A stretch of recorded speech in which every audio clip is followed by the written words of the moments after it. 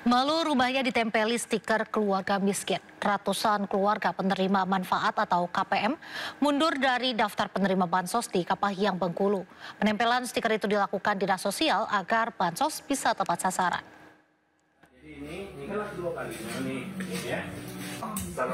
Petugas mendatangi satu persatu rumah warga yang masuk dalam daftar keluarga penerima manfaat KPM dan mendapat bantuan sosial bansos di Kabupaten Kapahiang, Bengkulu. Kedatangan ini untuk memasang stiker keluarga miskin di bagian depan rumah. Sontak ratusan warga yang tidak ingin rumahnya ditempel stiker itu memilih untuk mundur. Sementara itu, Kepala Dinas Sosial Kabupaten Kapahiang, Helmi Johan, menyatakan jika pemasangan stiker ini agar penerima bansos pemerintah bisa lebih tepat sasaran. Selain itu juga sebagai bentuk pendidikan agar bantuan benar-benar diterima bagi yang berhak. Sementara itu dalam beberapa video yang viral, sejumlah warga yang masuk daftar KPM dan rutin mendapatkan bansos selama beberapa tahun terakhir ternyata memiliki kendaraan roda 4 di rumahnya. Tak ingin rumahnya ditempel stiker keluarga miskin, mereka pun memilih mundur. Dan dengan pernyataan mundur ini, maka nama warga itu otomatis dihapus dari daftar penerima bantuan Kementerian Sosial. Tim Liputan iNews melaporkan. Jeratan judi online menyasar seluruh lapisan masyarakat. Mirisnya lagi, para pelaku judol juga berasal dari kalangan petani, anak-anak hingga tunawisma.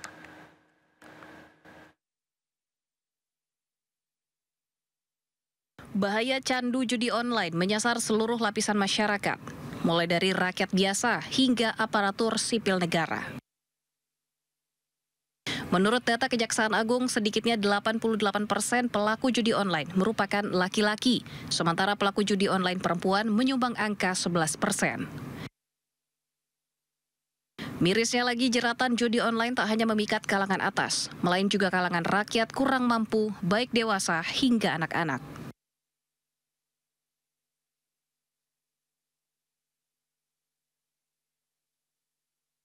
Kejaksaan Agung juga membongkar fakta bahwa para pelaku judi online berasal dari beragam latar, mulai dari para petani, murid, bahkan tunawisma.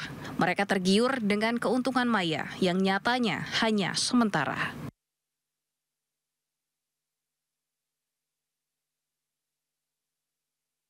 Beragam cara telah dilakukan untuk memangkas aktivitas judi online. Memblokir ratusan ribu situs judi online, menangkap puluhan tersangka, baik bandar dan juga pelaku. Hingga literasi dan edukasi bahwa judi online bukanlah permainan, melainkan perangkap yang hanya menyengsarakan. Tim Liputan iNews melaporkan. Pemirsa, kita ke informasi lain. Majelis Hakim Pengadilan Negeri Jakarta Selatan menyatakan Nikita Mirzani terbukti bersalah atas kasus dugaan pemerasan dan tindak pidana pencucian uang terhadap dokter skincare Reza Gladys. Nikita Mirzani terbukti bersalah melakukan tindak pemerasan dan berujung dengan vonis 4 tahun oleh Majelis Hakim, serta denda 1 miliar dan subsidiar 3 bulan. Sebelumnya pada kasus ini, Nikita Mirzani dituntut 11 tahun penjara dan denda 2 miliar rupiah. Kasus Nikita Mirzani versus Reza Gladys bermula dari ulasan negatif terhadap produk skincare yang berujung pada dugaan pemerasan 5 miliar rupiah, pengancaman dan tindak pidana pencucian uang.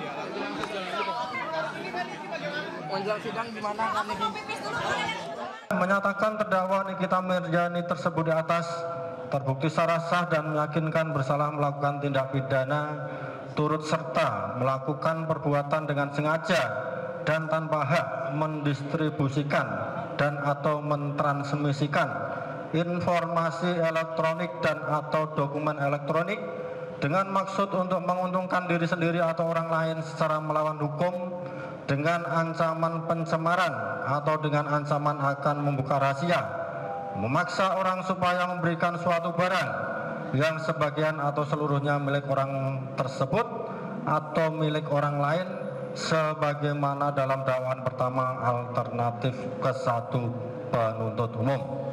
4. Menjatuhkan pidana kepada terdakwa oleh karena itu dengan pidana penjara selama 4 tahun dan pidana denda sejumlah 1 miliar rupiah dengan ketentuan apabila pidana denda tersebut tidak dibayar diganti dengan pidana kurungan selama 3 bulan. 5. Menetapkan masa penangkapan dan penahanan yang telah dijalani terdakwa dikurangkan seluruhnya dari pidana yang dijatuhkan, 6 menetapkan terdakwa tetap ditahan. Karena udah tahu pasti akan ditahan, jadi ya santai aja. Karena kan ini udah dibilang terakhir masih ada lagi, masih ada kasasi, masih ada PK, bukan ada masalah. Yang penting kalau pasal sudah hilang ya sudah. Kalian nggak bisa bilang belum pernah cerita lagi. Udah ya teman-teman, terima kasih banyak. Komisi Pemberantasan Korupsi mulai menyelidiki dugaan korupsi kereta cepat Jakarta-Bandung atau WUSH.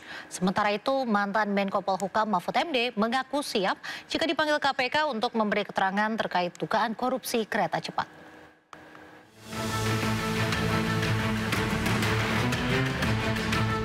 Komisi Pemberantasan Korupsi mengungkap sudah memulai penyelidikan terhadap dugaan korupsi kereta cepat Jakarta-Bandung atau WUSH. KPK bahkan sudah sejak awal tahun 2025 mengumpulkan informasi dan data untuk membangun konstruksi perkara ini. Perkara tersebut saat ini sedang dalam tahap penyelidikan di KPK. Sehingga karena memang masih di tahap penyelidikan, informasi detail terkait dengan progres atau perkembangan perkaranya belum bisa kami sampaikan secara rinci.